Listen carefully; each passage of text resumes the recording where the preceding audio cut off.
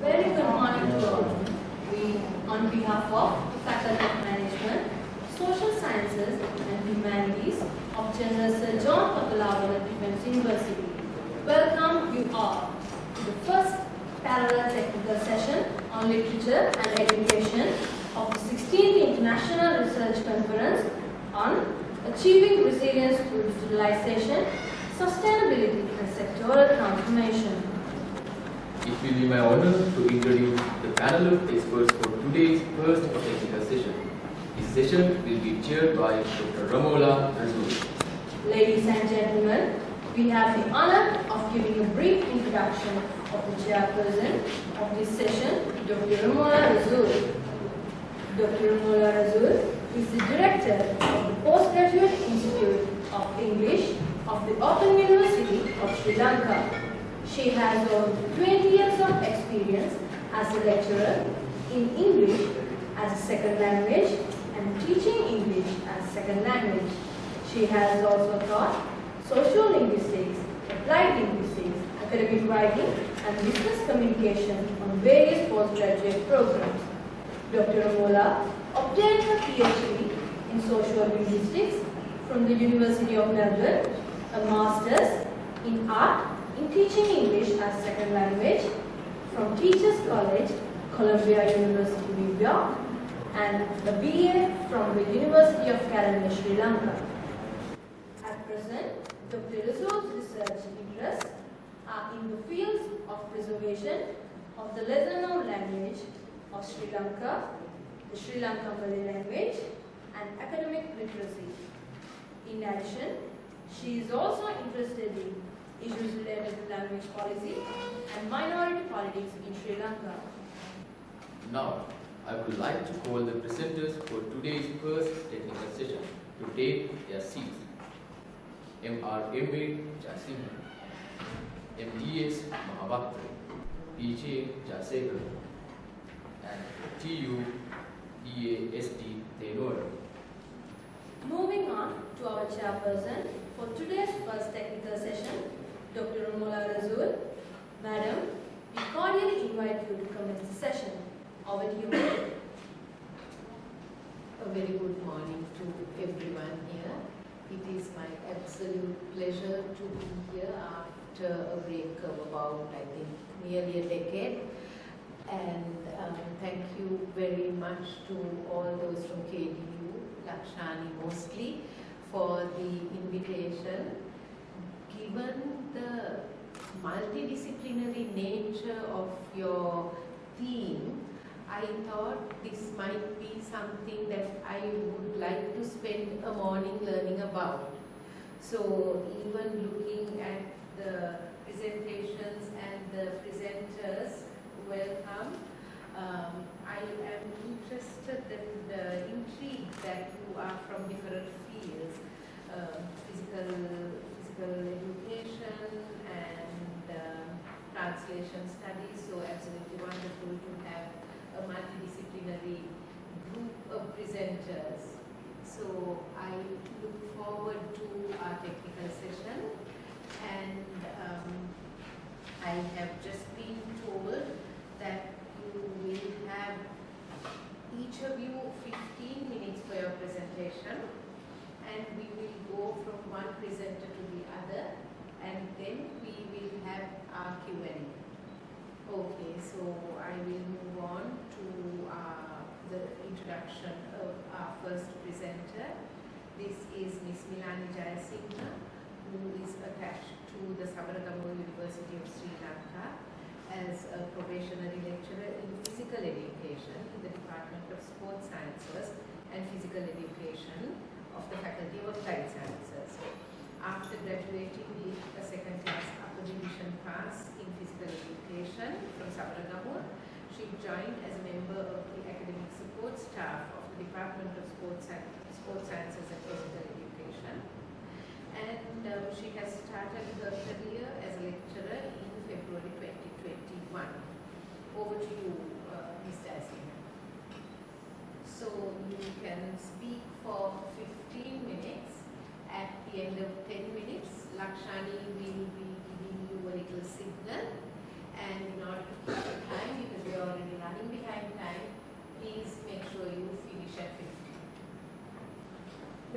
afternoon to all. So, dear ma'am and all the participants and the audience. So, I'm here to present my some of research findings, and I need to share this knowledge with you. So, my topic is to identify the importance of cross-motor skills of preschool children in Monaragala district. So, I am Jayasinghe from Sri University. So, here's the presentation content. Let's move to identify what is the meaning of motor skills.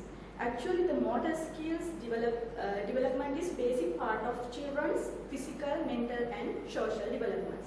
As a child, so the physical development, motor development and social development is very important, especially in the motor skills, under the motor skills development.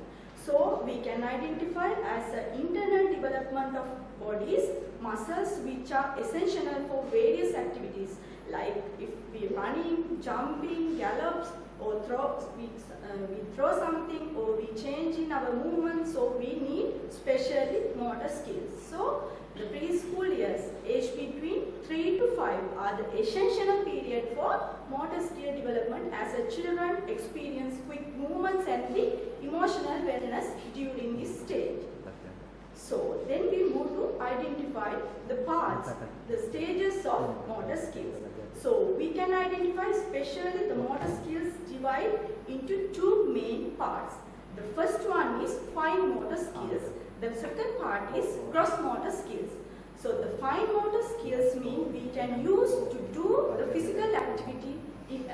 If we need to do physical activity, we can use our small muscles. Like we need to write, we need to draw, we need to cut, we can use fine motor skills. So once we need to do some gross motor skills, we need to use our whole body movement. So it's mean we need to use large muscles for do the activities. Once we need to run, we need to catch, we need to throw, we are going to use gross motor skills. So the gross motor skills we can divide into main two parts. The first one is locomotor skills. The second one is object control skills. The locomotor skills mean running, jumping, sliding, galloping, we can identify as a locomotor skills. Under the object controls, we can identify throwing, catching, kicking. It means the locomotor skills we don't need equipments. Once we engage with the equipments, we identify it as the locomotor skills. It means once we take the ball and we catch, so we need some object. It means ball. So we can identify that activity as an object control skills. So the preschool education. Preschool is education that focuses on educating children from the ages from infancy until 6 years old. So we can identify the Sri Lankan context, we identify the preschool education included the nursery, schooling, daycare and the kindergarten education system. So let's move to identify the research problem. When it comes to the gross motor skills developed in the world context, we can find more research based on this gross motor development in the preschool children. But in the Sri Lankan context, we can find very limited research based on the preschool education in the gross motor development in Sri Lanka. So let's move to identify the main objective of research. To identify the improvement of gross motor skills in preschool children in Monaragala district. So based on that, I identify main three specific objective to achieve my main goal. The first one is to identify the gross motor skills level and create suitable training program to develop the gross motor skills in preschool children. The second one is to identify the relationship between age groups and the gross motor skills. Under the third point, I need to find to identify the difference between pre-test and the post-test of locomotor skills score and object control skills score in preschool children. Then I move to identify the methodology part, how I am going to develop this research. First, I identify my research study area, motor skills development in preschool children in Monaragala district. Then I move to select the sample. Based on Monaragala district, I find 536 preschool available in Monaragala district. So I select 2 preschool based on that district, and I select children from one preschool. So I select 40 children based on that. So after that, I divide that 40 children into two main groups. The first one is treatment group, the second one is control group. So another treatment group, I select 30 sample, and as a control, I select 10 sample. Then I done pre-test based on TGMD2 test. Then I apply my training plan.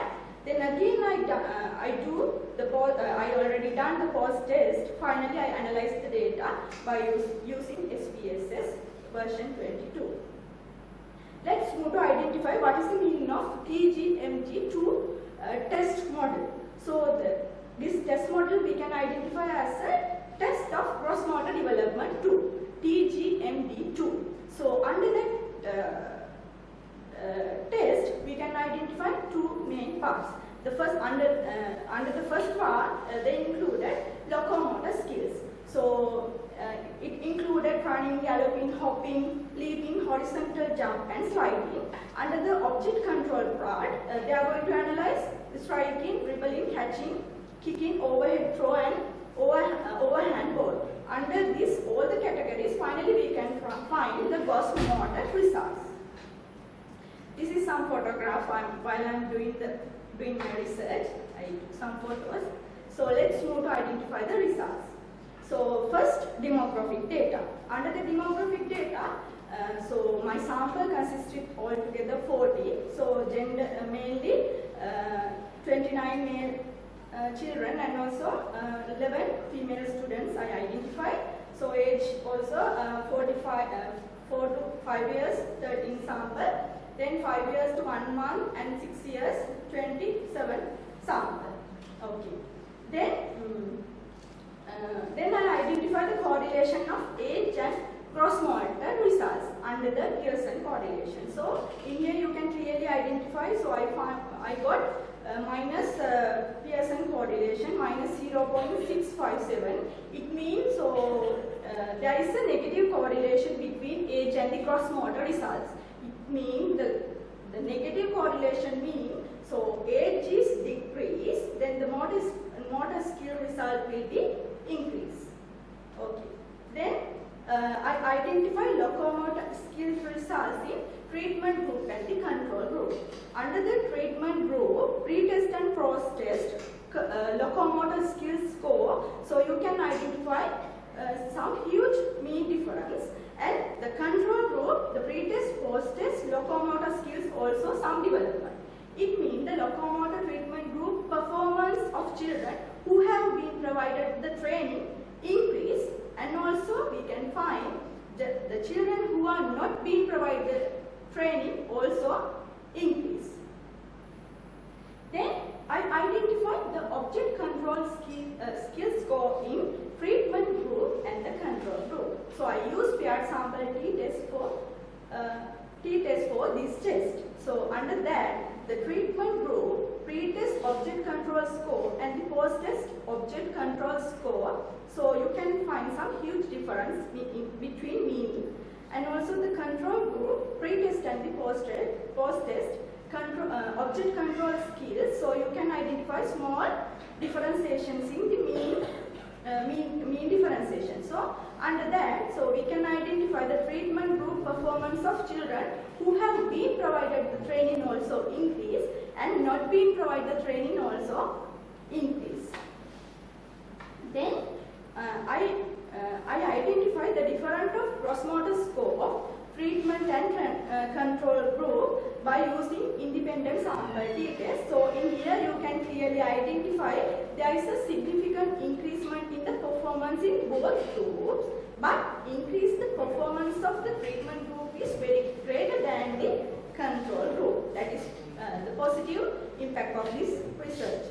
And also the difference of gross motor score in the treatment and the control group, we can identify there is a significant increasement in the performance in the both group, but increasement in the performance group. So we can identify the treatment group is greater than the control group. Okay. Then I'm going to move to conclusion part. So in here there is a difference difference in gross motor skills in treatment and the control group. So we can already identify there is some differentiations, and also difference in the mean score in gross motor skills in treatment group is greater than the control group. Yes, in the object control based on the other part, so we can identify the treatment group training plan effectively developed than the control group, and also the training group is affected to improve performance of the preschool children. Yes. Now I will move to some recommendations. So the gross motor skills as a compulsory movement of education program should be implemented in preschool education system, especially in Sri Lanka. And also we need to guide the parents, and also teachers should be modernized to this development of the gross motor skills. We need to give better knowledge. What is the meaning of gross motor skills? What is the meaning of especially motor skills? So that kind of special knowledge we need to provide for the parents and also the teachers. And also introduce this kind of program to develop gross motor skills among preschool children. Okay, these are some references while I'm using to do this research, and I find special points based on these references. Then the acknowledgement. So especially I need to thank the participants who participate my research as a preschool children and preschool administrators, teachers, and also the Department of Sports Sciences and Physical Education, Faculty of Applied Sciences, Sabaragamu University of Sri Lanka. And my special thanks goes to 16 KDU International Research Conference Organization Committee, and also all the panel members, and also all the participants. Thank you so much. Thank you so much. Thank you very much. Very interesting presentation and very good start to our session. Thank you also for sticking to time, Milani. So if you will take a seat, we will get back to you during Q&A. Let us move on then to our second presenter, who is Miss M.D.S. Mahawaththa. Yes, so Dilini Mahawaththa is a final year undergraduate following a BA Honours Translation Studies degree at the Sabaragamu University of Sri Lanka. And she collects evidence for theories and attempts to use that evidence to advance knowledge in the field of translation. Welcome, Dilini, and over to you. Good morning, all of you. I am Dilini. I am from Sabaragamu University of Sri Lanka, and I have conducted a very interesting research for my thesis. And after that, I thought to present it to an international conference. So I have presented here. So my topic is the effect of utilizing poetry translations strategies in poetry translation with reference to selected published poetry translations from English into Sinhalese. So this is the overall content of my presentation. Okay, let's move on to the background of the study. So simply, translation is converting the meaning of a message from one language into another. So you can see the definition of translation. So this is the Catford's definition, and you can find so many definitions about translations. Mainly we can identify two types of translations, like literal translations and legal translations. So when we are moving forward with literal translation, there are types of literal translations, and there are many genres like fictions, non-fictions, poetry, novels, prose, likewise. So in poetry translation, translator should be a poet himself and competent enough to make a better translation with a high level of creativity. So here,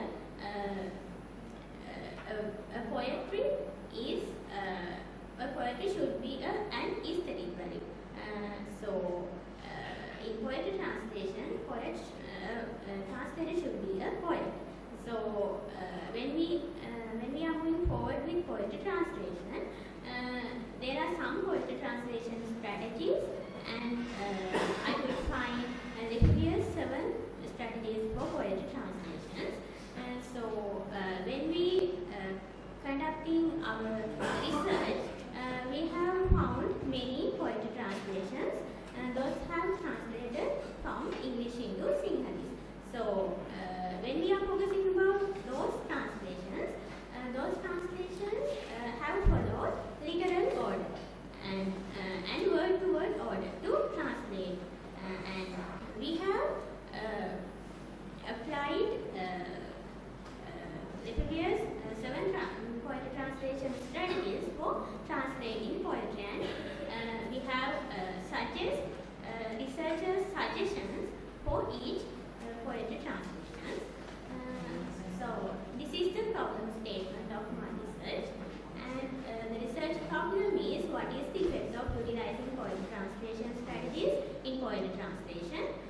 So according to that research problem, the research questions are: what are the types of poetry translation strategies that can be employed during the poetry translation, and what is the level of effectiveness of literally translated poetry, and finally, what are the most effective poetry translation strategies.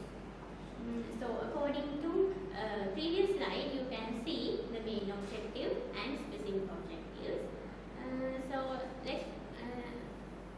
we can move on to literature review part. When we are conducting our research, we could find various types of research papers previously published, and when we are researching about our research, so we could find those all researchers have followed the problems of poetry translations and the aesthetic value of poetry translation. So the overall findings of those previously published research work, the poetry translation strategies are adjusted to some different perspectives of poets. So this is the significance of the study. So there are not much researchers regards the effectiveness of poetry translation strategies from English into Sinhalese, and also poetry translation is the most difficult genre in translation, and sufficient research have not been done on the effectiveness of translation strategies to be used in the translation of poetry. So this is the methodology of our research. So we followed mixed approach as our research approach, and the population and study sample were 20 published poetry translations from English into Sinhalese, and 15 final year undergraduates who follows translation studies as their major subject, and we selected purposive sampling technique to sample our data. So the data analysis methods were content analysis and semantic analysis. So this is the data collection method. So the primary data of our research were 20 published poetry translations from English into Sinhalese, and questionnaire from 15 final year undergraduates, and interview from 2 lecturers. And our secondary data were books, journal articles, reports, magazines, and previously published research papers. So this is the research design of our research. You can see on the screen. So let's move on to the research and discussion part. So these strategies have been used to our research: phonemic translation, literal translation, metrical translation, poetry to prose, rhymed translation, blank verse translation, and interpretation. So our data sample was assessed according to these criteria: content, figurative language, form, usage and mechanics, vocabulary, tone, and usage of translation techniques. So these are the examples. So here you can see ST, TT1 and TT2. So ST is English poetry. So TT1 is published Sinhala translation, and TT2 is researcher's suggestion, and here researcher have applied right translation to this TT2. So here you can read TT2. Here when you are reading TT2, you can see it has been preserved rhymed order.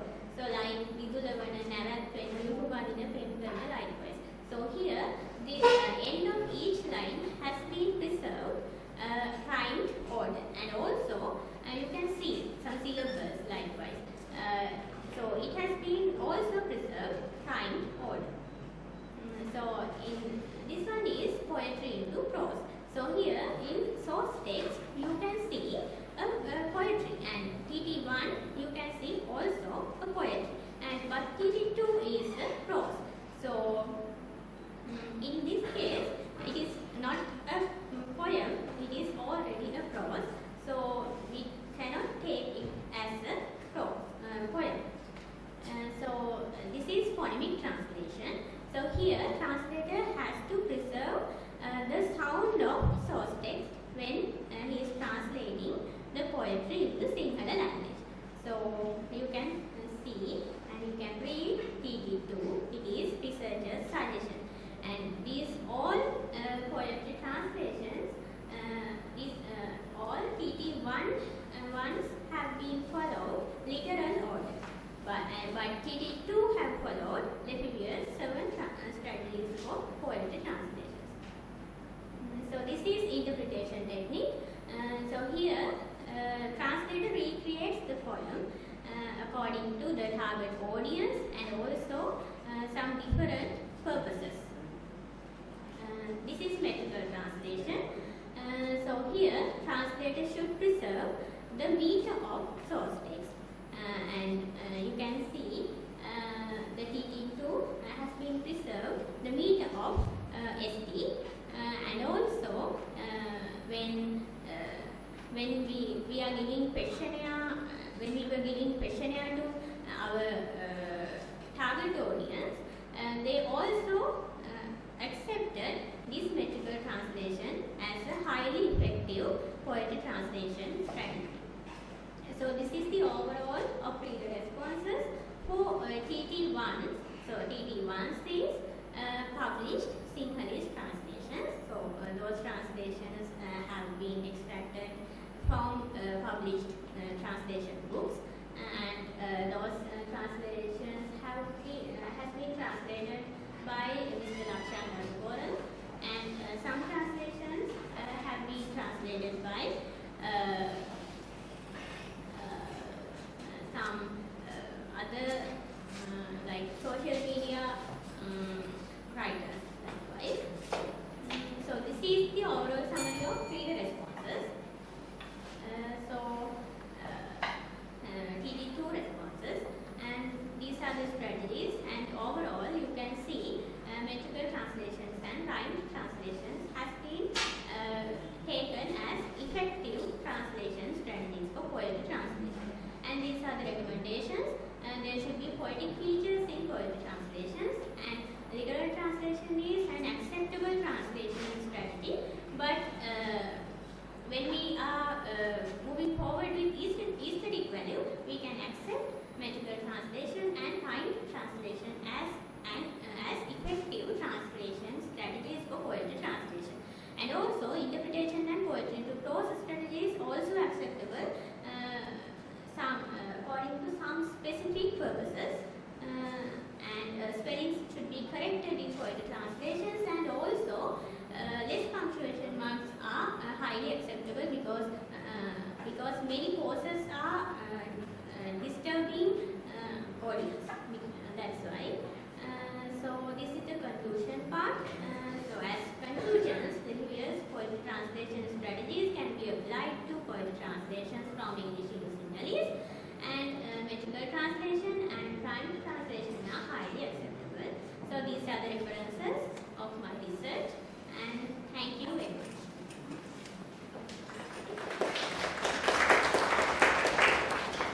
Thank you very much, Nidini. Again, a lot to think about. Interesting. I will get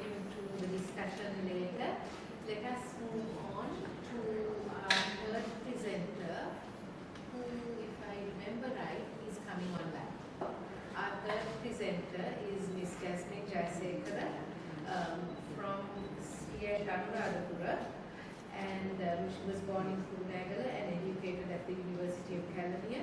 She holds postgraduate qualifications in linguistics and ELD from Nottingham Trent University. Jasmine works at the Department of English of SLIAT as a lecturer. Over to you, Jasmine, if you're ready. Okay, until we sort out the technical issue with regard to Jasmine's presentation, let us move on to presentation number 4. Here we have one of your own students, Ms. Thenuwara. What's your first name? I'm Sanjani.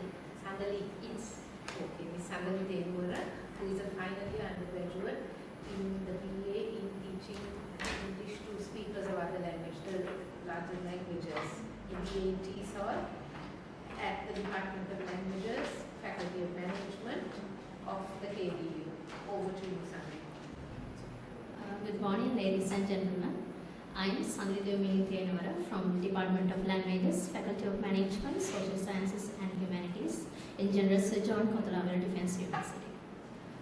As you can see on the screen, so our research is based on the topic of the digital transformation of higher education in Sri Lanka due to COVID-19. As for the outline of our presentation, I will be talking about the background of our the background of our study, problem statement, research question, methodology, findings and discussion, conclusion, and finally the key references that we have used in this presentation.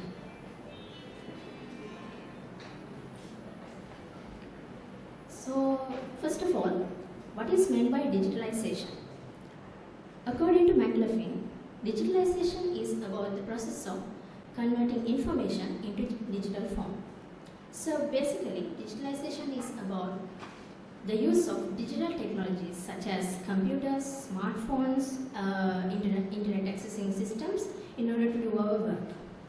So how can this process of digitalization link with this sustainability? So sustainability is basically about the ability to be maintained into a certain rate or to a certain level. So this digitalization support the transitions of even if it is the society, even if it is the environment, or even if it is the economy of a country, the digitalization support the sustainability. So what about the education then? So education. So digitalization in education can be referred to as the use of digital technologies in order to transfer knowledge for learners and as well as for the educators. Now I will be talking about the background of our study. First of all, in the Sri Lankan context, digitalization has made a phenomenal entry. So we can say this as a phenomenal entry into Sri Lankan education, especially into the higher education in Sri Lanka, since the Sri Lankan government adopted the social distancing step in order to limit the spread of this outbreak. So, as a result of this step, it impacted the Sri Lankan higher education system, which led to an entirely online university education. So, as you can see on the screen, this led to the rise in popularity terms, or we can say like the concept, such as e-learning, blended learning, online education, web-based education, web-based instruction, and online courses in the educational community. So, as you can see on the screen, this is the problem which led us to do this research. So, there are many studies which investigated the digital transformation of Sri Lankan education during the COVID-19 pandemic. But we found that there's a gap, there's a limitation of studies which investigated the digital transformation of Sri Lankan higher education during the COVID-19 pandemic. So this is the research question. So this study will be answering this question: to what extent the digital transformation in higher education institutions in Sri Lanka has been sustainable during and after the COVID-19 pandemic. As for methodology, we have designed a questionnaire in order to collect data from Sri Lanka undergraduates in both state and private universities covering all the 9 provinces in Sri Lanka. So the questionnaire was sent with the aid of digital technologies, technology applications such as WhatsApp, Instagram and Messenger. The questionnaire included 4 topic areas with both open-ended and as well as close-ended questions. So initially we found 87 responses from undergraduates from both state and private universities from different geopolitical backgrounds, especially mostly in Western Province and Southern Province. So out of these 87 responses, we got more responses from the private university, those who are learning in the private universities than the state universities from different academic fields. So regarding the findings and discussions, first of all, we found that most of the undergraduates are with the awareness of e-learning, and they have not received any formal training to e-learning prior to the university educations. So formal training in the sense they really don't have any idea about how to operate the laptop, how to use annotations, how to use the breakout rooms in video conferencing apps, for an example. So they have not received any formal training regarding that. And also more than half of the participants liked e-learning, but there were some who were not pleased with the e-learning concept. And the other thing is, we found that the device that is mostly common used in e-learning has revealed that to be the laptop. Regarding the issues, so most of the students face issues in internet connection and the quality of the signal strength. And the other thing is, it is also revealed that many undergraduates were ignorant about the availability of e-learning data packages. For an example, they are not aware of the work and learn e-planning packages. So that's another thing that we have found. And the other thing is, as the most common e-learning platforms, we found that Zoom video conferencing and LMS learning management system.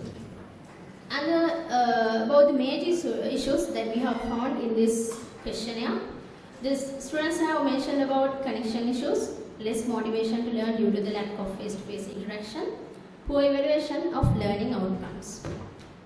More than half of the participants preferred equal e-learning and as well as traditional learning being applied to their learning process. And the last 2 points, we found that the pandemic marked, as I have mentioned earlier also, it made a phenomenal entry into the Sri Lankan education, especially into the higher education. So the pandemic marked a turning point in the digitalization in learning process in Sri Lanka.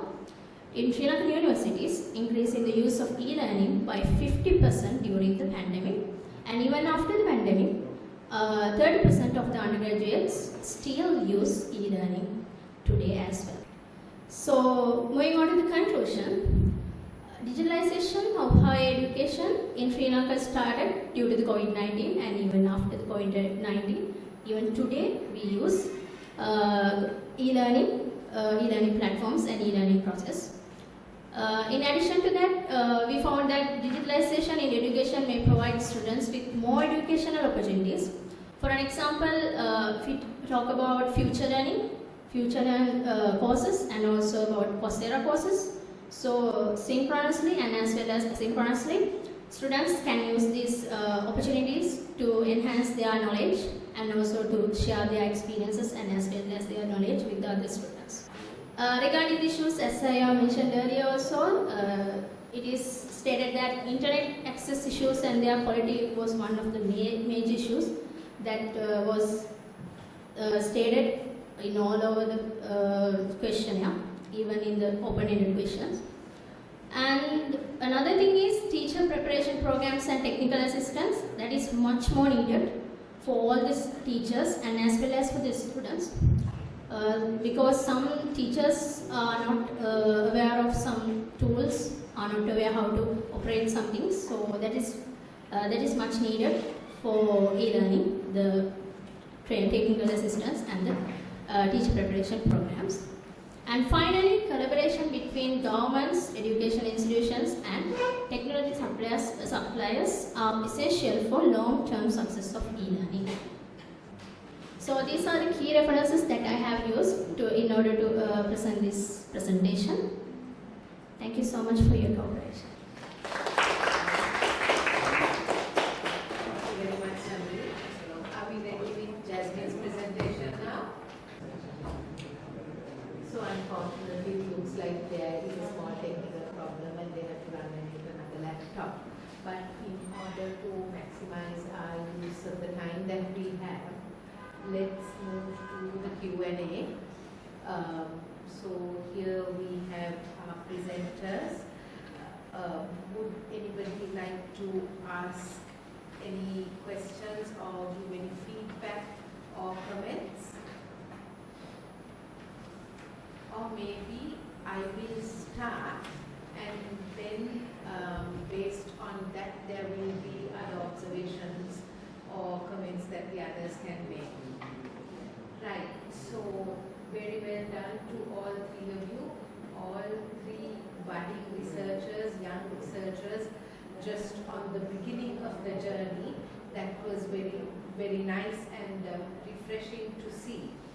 And like I said earlier, I appreciated the fact that you went from poetry to physical education to the challenges of teaching through COVID times. So just to start us off, I'm going to give you some feedback, and I hope that you take it in the spirit in which it is given, which is to make you think a little bit more about some aspects of research as you journey on. Okay? Right. One thing is I find that increasingly young researchers are presenting their research to any forum, any place which is international or highly ranked or well known. It is good for you at this point. Now I saw that Sanjani made an effort to connect her presentation to the theme. Be a little discerning, discriminate a little bit, wait a little more till you find a better place for a literature-oriented, translation-oriented presentation. I know you can have that discussion here, but try to write the theme, because otherwise you find yourself presenting at any conference. That really doesn't do your career much good in the long run. Just discern between what the themes are, where you are presenting, and find the best place at which to present. Okay? So that is one thing. And the other thing is, and this is in my mind a much bigger concern, and this is the concern regarding ethics. Okay? So now we had Milani talking about a test she had done for students who are preschoolers. Did you all see anything that was a concern to you?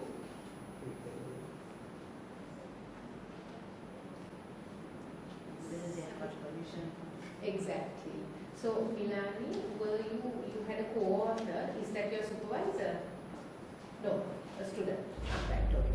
So especially if you have presented something based on your thesis, it is absolutely imperative that you or your supervisor actually before you should have spotted that it should have gone through ethics clearance. You cannot go into a class and get students to do things. Did you have any such process, Milani? Okay. How did you do that? Tell me. Actually, so I'm the supervisor and also that my research students, we together did this for final research project. Okay. So did you get ethical clearance? Did you talk? Province? No. Preschool. Yes. Yes, ma'am. Okay, because there were 538 schools or something, and you picked a few. Yeah. Okay, so did you speak to the principal of the school? Yes. Right. That is one level of permission. The other, considering how young the children are, how vulnerable they are, you need to get the permission of the parents. There is no way around it. Okay? So as you all also move on, I'm just making this like a learning point for everyone. As you all also move on to do your research, for any person basically under the age of 18, you need to get ethics clearance done. Learn about informed consent if the children are old enough. I would say about A-level. At A-level stage, they can sign their, understand the consequences, sign it themselves. Otherwise, anything below that, the parents need to be informed. The parents need to give informed consent. When you inform the parents, do so in a language that they understand, simplify. Sometimes they ask you for, researchers ask you for what is known as a PLS, plain language statement, something that is not so academic, not so technical.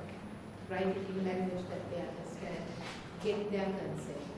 There was also another, yes, yeah. Actually, ma'am, in this research, so before starting our research, so we give some information sheet for the parents. After they read the things, finally they need to sign the consent letters. After that, we did this research. Well, my dear, if you told me this, that would have been, that would have spared you to have to listen to this. Yeah, say that in any research, especially in an international research, you need to say that you obtain consent. Okay? The other thing, Milani, don't put photographs of children. You have to redact the face, you have to remove the eyes. If you want to put photographs, don't just put it to prettify your presentation, but if sometimes, positioning and all that, if you need photographs, get the back, get the side, or if you're getting the front, cover the face. Okay? Right, so that was that. Then ethics clearance is, referencing is important. So your final slide usually contains your references. Make sure it is consistent with an accepted format, an international citation format. Okay? Check if all your text citations have been referenced.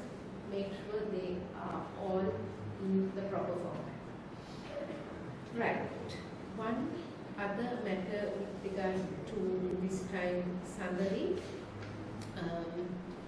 You said that there were not enough studies of this higher education during COVID. I represented a higher education institution myself, and I know for a fact that there is a ton. So be careful. Okay? Either say that it is there, but not in the case of private universities, or just modify it in some way. Because quite often the studies may not be online, but you have no idea of the vast amount of studies done during COVID. And also I have written here, Sanjani, that it is online. The fact that they don't have signals and data cards and all that, we knew two years ago. That was what the research was telling us, and you knew as teachers from your classroom what your students told you. So there were other things in your future directions or your conclusions that could have been the body of your research. For example, since COVID, how far have they gone? Now there are all these online learning material, Coursera, Udemy, all those places. Are the students using those more? These are, you're talking about undergraduates. After the pandemic, is there an increase in the use of those learning platforms? Or you talked about synchronous learning versus asynchronous learning. So now you need to extend it, okay? This conversation about not having data cards, I mean, that needs to be buried now. Okay, let's move on. All right. How are we going with Jasmine? She is ready. Okay, let's move on. Hi, Jasmine. We can hear you. You can start now. Okay, thank you. Good morning, all of you. I'm Jasmine Jayasekara, a lecturer from Sri Lanka Institute of Advanced Technological Education. Today, I'm going to be talking about my recent research study, Portfolios as a Student Assessment Tool, a study based on HNDE students at Advanced Technological Institute, Anuradhapura.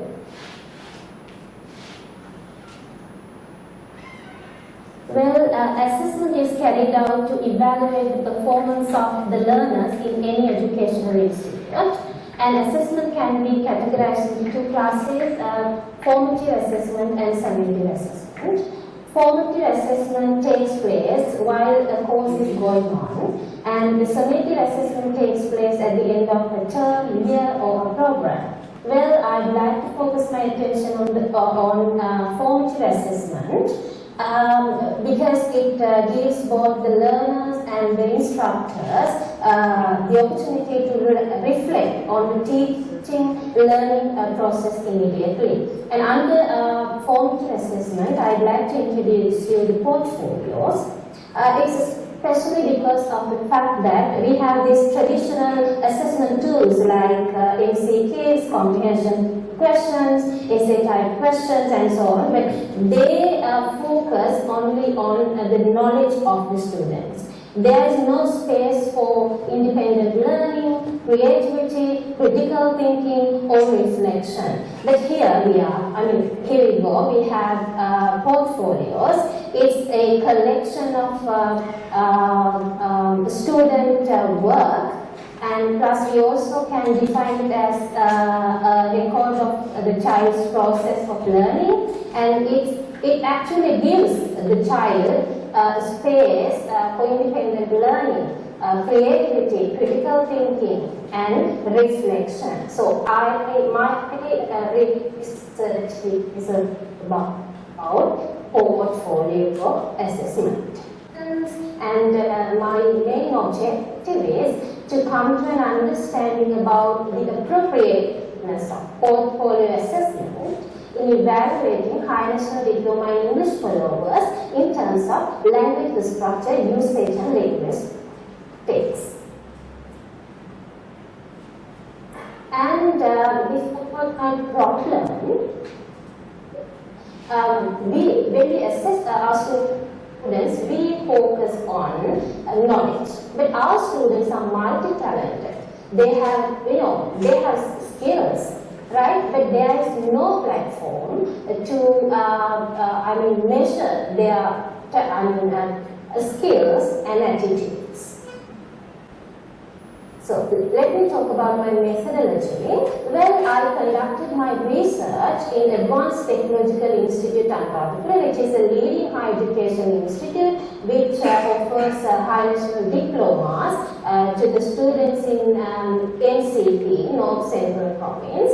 In my study, I selected 120 students to a purposive sampling method from the 2019 full-time batch. And the module under study was, like I said before, language structure, usage and linguistics, which is a 4-credit subject. And of course, this had 11 topics, but I selected only 6 topics, which are grammar topics. So, because in this research, I wanted to see the appropriateness of portfolio assessment in improving grammar knowledge of my students. So, well, I also would like to tell you that in this research, I asked my students to collect classroom notes, the lecture notes I gave them, and extra materials, and extra grammar exercises, and I also asked them to do 2 recent past papers and compile all of them as a book adding some creativity as well. Well, let me turn to the methodology. In the methodology, I actually used the Provy IT model along with a questionnaire to collect qualitative data.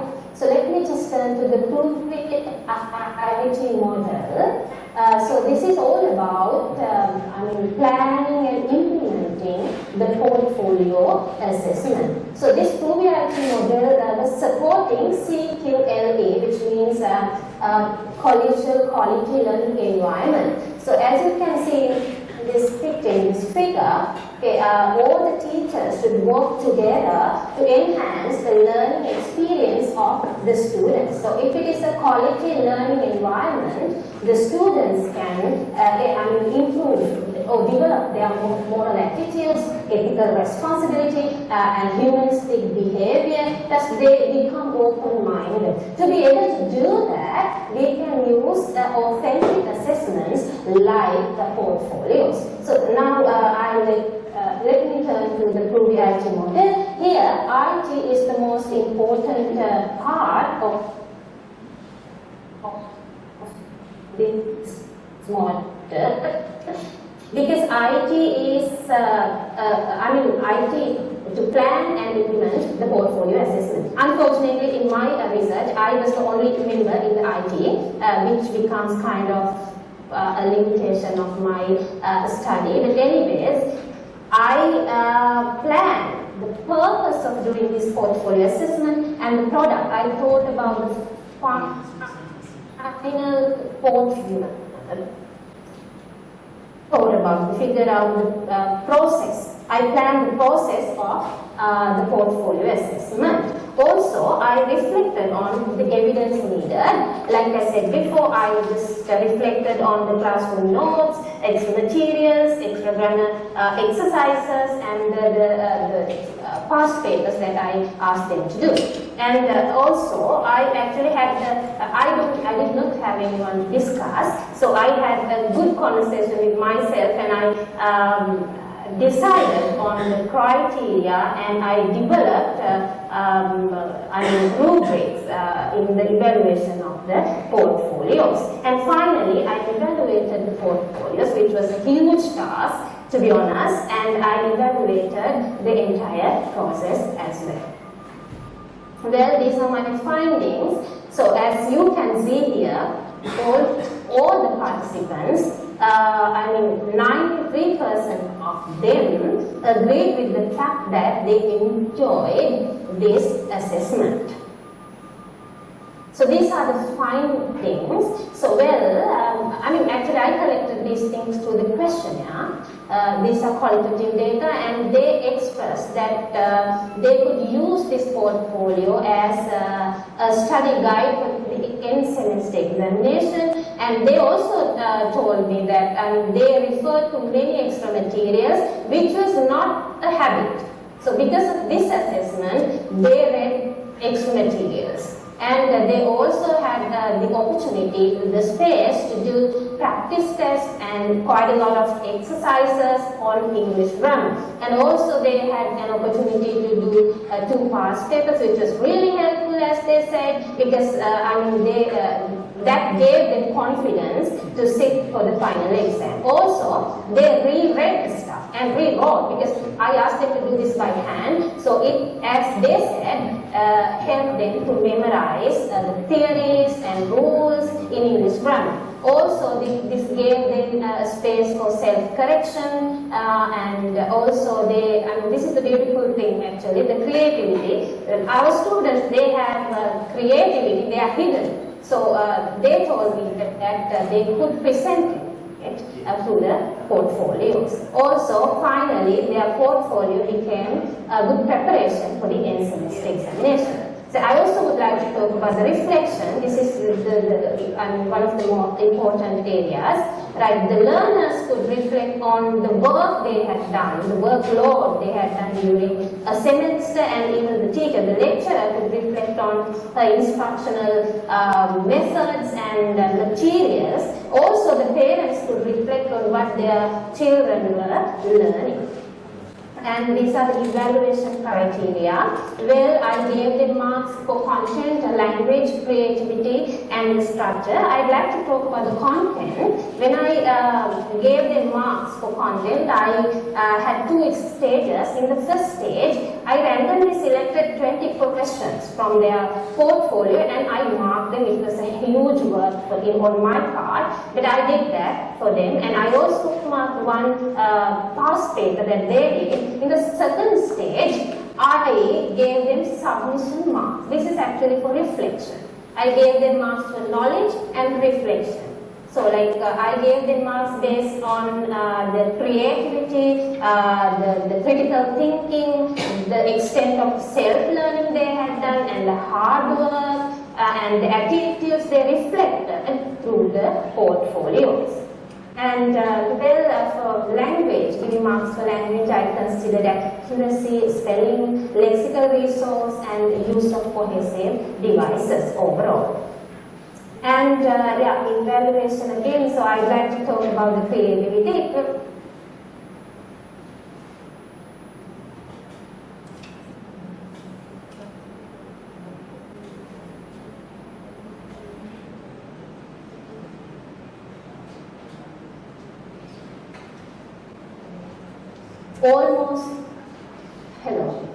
Almost all of them had done something about creativity. So it was a subjective aspect, but they had space to display their creativity through the portfolio. And these are my conclusions. Like I said before, there are advantages and disadvantages.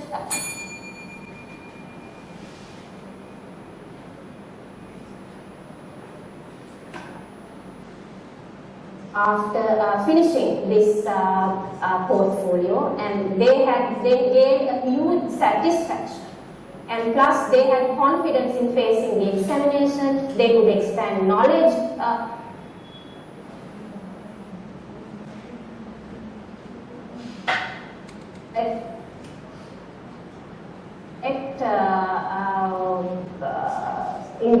There are mistakes. And also, like I said before, it was a good way of memorization, and so they could develop critical thinking, independent learning, self-learning, and also they were led to self-autonomy, and they also could develop organizational skills. And under the disadvantages, of course, the time constraint. So it's a huge task, it's a time-consuming task, and even for the lecturer, I took so much time to mark their portfolios, and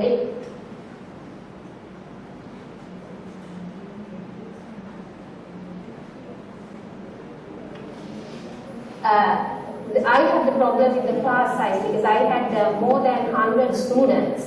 So it was a difficult task. So under recommended,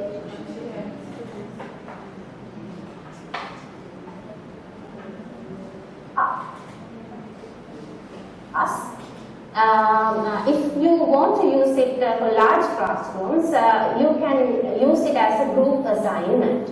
Or you can give a submission mark for the portfolio along with the other traditional assessment tools. Okay, these are my references, and thank you very much for joining me. Thank you very much, Jasmine, and thank you for your patience. There were technical issues, a bit of a lag, signal problems, but well done. You did well under the circumstances. So, regarding Jasmine's presentation, I know portfolio is becoming increasingly popular, increasingly useful as a method of formative and summative assessment. And that I see in higher education an increased use of portfolios and e-portfolios. So there is a lot of space for creativity in the e-portfolio world as well. And when I was talking about this to one of my students from Peradeniya, what he said is that Peradeniya had actually subscribed to an e-portfolio package that they have actually purchased. So I know at the Postgraduate Institute of English we use only what is available free online, but maybe that is one area that you can look at taking your students into Jasmine. But you're talking about 100 students, and again there might be all these technology-related challenges, so that might require something here. Your thoughts, Jasmine? Yeah. That's what, madam. I had, 100 plus students, like 120. So it was a huge, big job. Right. So, Jasmine, stay online and let us see whether there are any questions, comments. But once more to all four of you, well done. Congratulations. This is excellent first work. Not first work for you. Right. Anyone? Yes. Okay, I'm Kamisha. I'm one of the co-authors of Sanjani's research paper.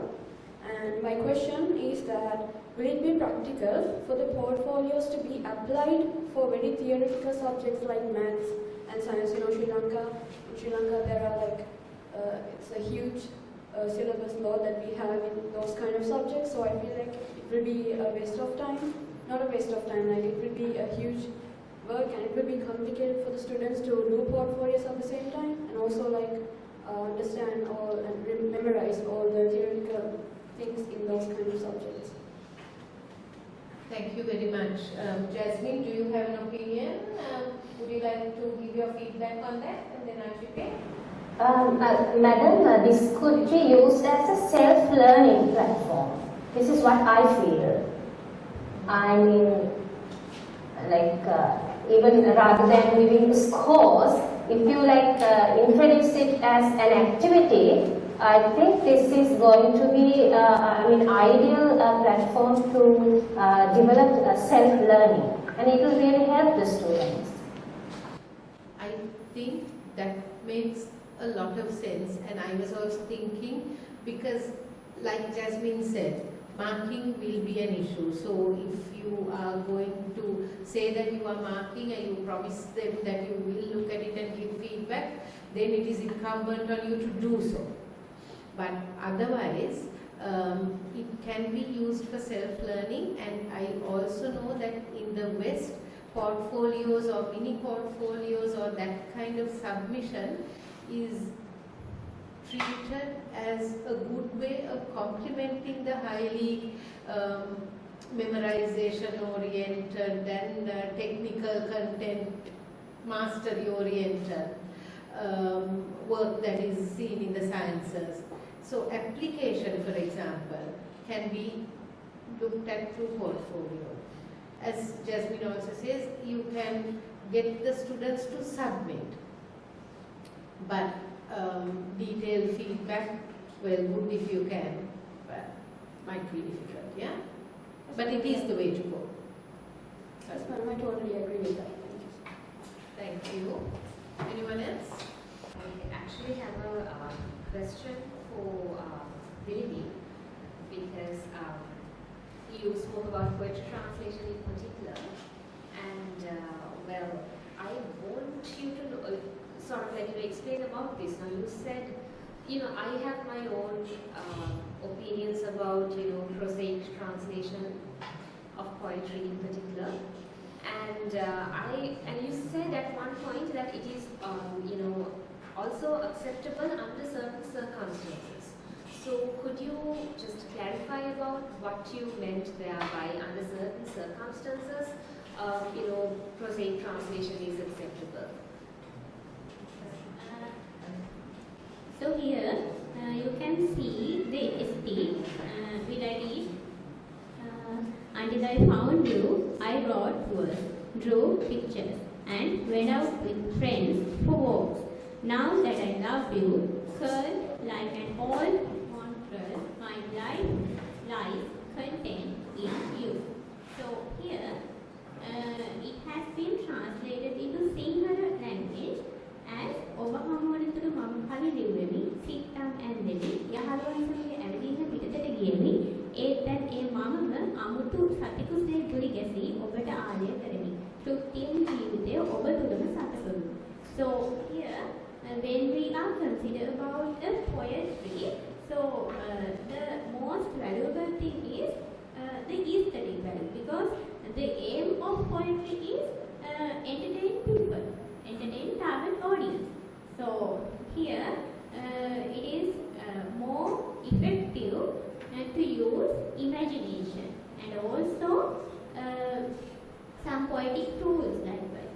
So in TT1, I think there are less poetic tools, and here translator uses word-to-word order. Like if I take a sentence like Mama Gedara Yana, and it can be translated into Sinhala like I go home. So it can be translated into Sinhala like Mama Gedara Yana. But in poetic language, we can translate it like Mama Nivahanata Piyamanjani like that. So in that case, there is a poetic language. But my first translation is a word-to-word translation. So here we can entertain people using those poetic tools in poetic translation. So because of that matter, I applied poetry into closer study. So here you can see and you can read DT2. ඔයා දන්නවද ඔයාව හම්බ වෙනකන් මොනවද කරේ හිටියේ කියලා නෑ නේද? ඉතින් මම කියන්නම් ඔයාට. මම යාළුවෙක් ඇවිල්ලා එක එක තැන්වල කවි ලිව්වා, චිත්‍ර ඇඳලා. මගේ හිතට ආපු හැමදේම ඇති ඒ වගේ. එකින් එක. ඔව් හැමදේම. ඒත් මම දැන් ආදරය කරනවා. ඔයාට ඒ හිතමු මම තමයි. හරියට අමුතු සතෙක් වගේ ඉදුලි කැහිටම ඔයාට විතරක්ම ආදරය කරනවා. ඔයාගෙම වෙන්න හීන දකිනවා. හරියට කවියක පේලියක් වගේ. මගේ වචන වලින් ලිව්වොත් මෙන්න මෙහෙමයි. සුක්කෙන් මා ඔබ තුරම සතට වුණු හැමැත්තේ මේවා. So here it can understand even a little child also. So and also there is a poetic language in this translation. So because of that purpose, we can because of that specific purpose, we can translate using poetry to prose, but it is not using always. And the most effective poetry translation strategies are vertical translations and rhyme translation. So we have, if we want to understand and entertain even a little child, so we can use this one also. So he or she can entertain with it. Okay, right. I would like to have a chat with you later, Dilini, because yeah, I get where you're going, but I still feel that you could have actually deepened or broadened the analysis to make it more nuanced in terms of okay, so if we are using prosaic translation, as you say, fine. For what purposes and what are the implications that surround it? Like for instance, then someone may argue that you are killing the spirit of poetry, you're killing the essence of poetry if you put it in prose form, so on and so forth. And there's a second observation. Like you mentioned that poetry translation can only be done by poets. So I am not too sure how it works, because I also dabble in poetry, but sometimes I cannot translate my own work because I usually end up writing something else. So and I have seen certain translators who are not poets themselves but are great readers, and they are quite adept at capturing the essence of a poem and translating. So it's just an observation. Obviously, you study about it more than we do.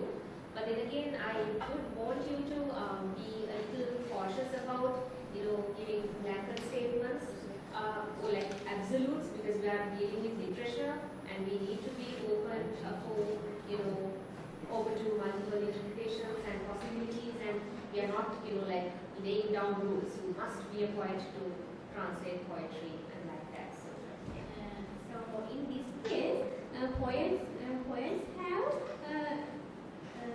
specific poetic language, because that point I have used heard many poetry translations from English into Sinhalese. So in that matter, I could find most of the poetry translations have followed that I previously stated that literally also. So here it is not following a poetic tools like rhymes, meters, likewise. So meters, likewise, those poetic tools make imagination. So imagination is so powerful in poetry translation and editing. Thank you very much, Divini. I think, like Lakhani says, there are other considerations. For example, this whole idea of whether you are a poet or not really needs to be examined. If you need to be a poet in order to translate, that can be construed as problematic. And the other thing is that what you said now also begs the question, do you have to know the tools? Do you have to know the theory? Because you might find someone who doesn't know medical translation to prosaic translation. But you need to be moved by what you read and what you feel. And if you feel that you can convert that to another language, is that not good enough? I have considered English to Sinhalese translations. So in this case, I have translated my whole translations and I gave questionnaires for our two lecturers and I took interviews and also I gave questionnaires for recording in progress. My final year undergraduates, final year undergraduates. So and those target audience have given their opinions for each poetry. So according to that database, I have concluded that. Okay, thank you very much. Right. Any other questions, comments, observations? Okay, then perhaps we can conclude. Thank you once more to the presenters. Good luck. And thank you very much to all of you for coming and for your interest. Have a good rest of the day. Thank you.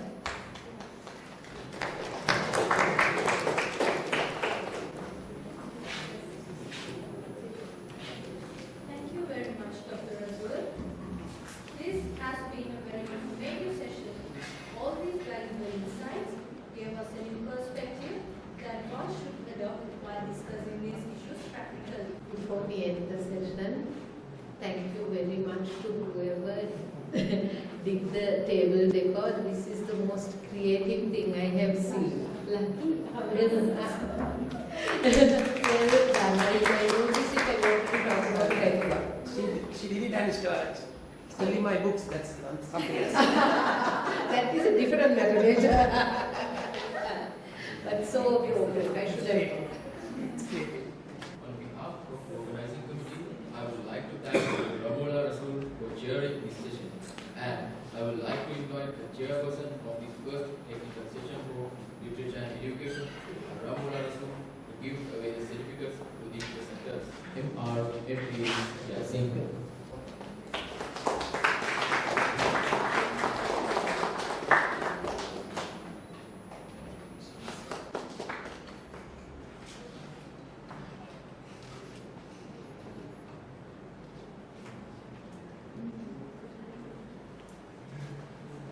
MD is Mahawaththa.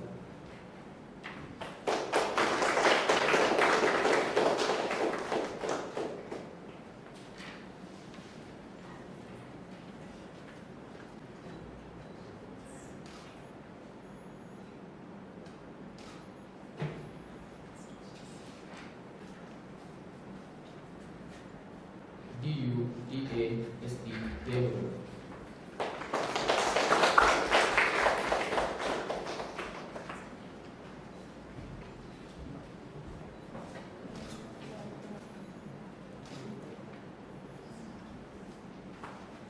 Madam, we kindly request you to remain here for a few minutes to give away the certificates to the panel of judges. I cordially invite Dr. Saroja Adhyati and Mrs. Chamila Kotalaval, Senior Lecturers of the Department of Languages.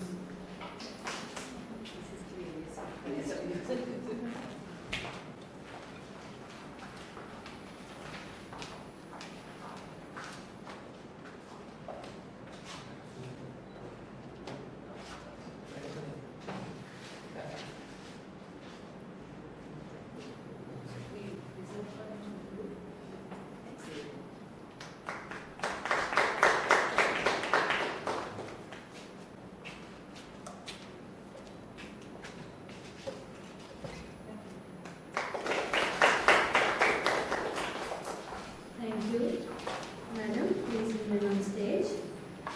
Now, I would like to cordially invite Major Vimansha Vikrama, Head of the Department of Languages, to present the token of appreciation to Dr. Romola Rassool, the Chairperson of the first technical session for Literature and Education under the theme Achieving Resilience Through Digitalization, Sustainability and Sectoral Transformation.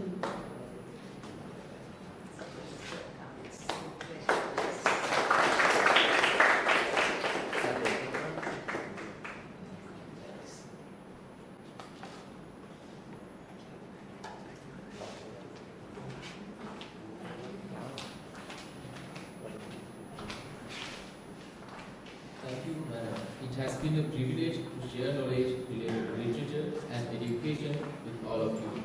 With that, we will end today's first technical session. Thank you all